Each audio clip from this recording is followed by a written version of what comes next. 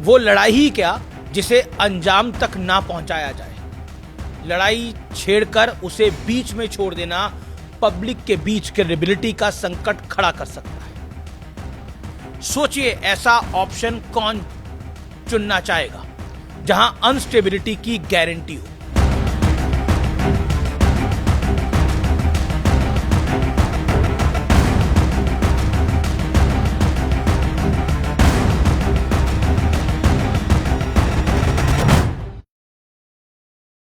नमस्कार व्यूअर्स, मैं हूं अमीश देवगन। सत्य और तथ्य में आज बात होगी एक अधूरी लड़ाई की, एक इनकम्प्लीट लड़ाई की।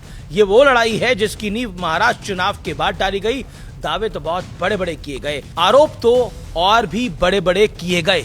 चौकीदार चोर है की तर्ज पर वोट चोरी का एक नया ब्रांड न्यू नारा कर दिया गया, लेकिन हाथ कुछ नहीं लगा, पल्ले कुछ नहीं लगा, साबित कुछ नहीं हो पाया, जवाबदेही किसी की तय नहीं हो पाई। उल्टे जब चुनाव आयोग ने कहा राहुल गांधी अपने आरोपों का सत्यापन कर एक शपथ पत्र दे दें, तो राहुल गांधी समेत पूरी कांग्रेस दाएं बाएं निकल गई। अब देखिए, बिहार में चुनाव हुए, कांग्रेस राजद का गठबंधन औंधे मुंह गिर गया। उम्मीद की जा रही थी कि राहुल गांधी इस बार मौका नहीं चूकेंगे। वो चुनाव आयोग के पास जाएंगे, सीसीटीवी फुटेज मांगेंगे, ईवीएम को क्रॉस चेक कराने की मांग करेंगे, एसआईआर में हुए वोटर लिस्ट के शुद्धिकरण को चुनौती देंगे। लेकिन ऐसा कुछ अभी तक नहीं हुआ है। अब चुनाव आयोग ने प्रेस रिलीज जारी कर देश को जानकारी दी है कि बिहार विधानसभा चुनाव हारने वाले किसी भी उम्मीदवार ने नतीजे घोषित होने के 7 दिन के अंदर ईवीएम की मेमोरी माइक्रो कंट्रोलर की जांच के लिए आवेदन नहीं दिया है। और यह फैक्ट है। आसान भाषा में इसका मतलब यह है कि हारने वाले किसी भी उम्मीदवार ने चुनाव के नतीजों को चुनौती नहीं दी है, अर्थात चैलेंज नहीं किया है। जबकि कानून हर उम्मीदवार को नतीजे घोषित होने के बाद 7 दिन तक ईवीएम की जांच कराने का अधिकार है।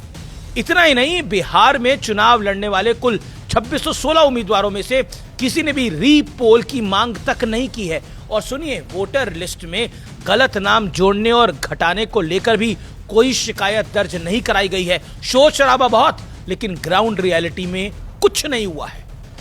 यानी एसआईआर पर बवाल काटने वाले एक भी पॉलिटिकल पार्टी के, एक भी सियासी सूरमा की इतनी हिम्मत नहीं हुई कि जैसे गंभीर आरोप चुनाव आयोग पर एसआईआर की प्रक्रिया पर लगाए गए थे, उसे आधार बनाकर कोई आपत्ति दर्ज कराई जाए, जांच की मांग की जाए, कम से कम मीडिया के सामने ही आ जाते।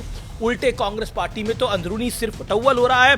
टिकटों की खरीद फरोख्त के आरोप लग रहे हैं। राहुल गांधी के एक विश्वास पात्र पर टिकटों के बंटवारे वाले कथित घोटाले के आरोप लग गए। ये मैं नहीं कह रहा, कांग्रेस के नेता ही कह रहे हैं। राहुल गांधी और कांग्रेस पार्टी की एसआईआर पर बिहार के नतीजों के बाद खामोशी कई प्रश्न चिन्ह खड़े करती है। वैसे कुछ प्रश्न सुप्रीम कोर्ट में भी उठ रहे हैं, क्योंकि सुप्रीम कोर्ट में एसआईआर के खिलाफ दाखिल याचिका पर सुनवाई हो रही है। और गुरुवार को सुप्रीम कोर्ट ने दो टूक कहा कि किसी घुसपैठिए के पास अगर आधार है तो उसे देश का वोटर नहीं बनाया जा सकता।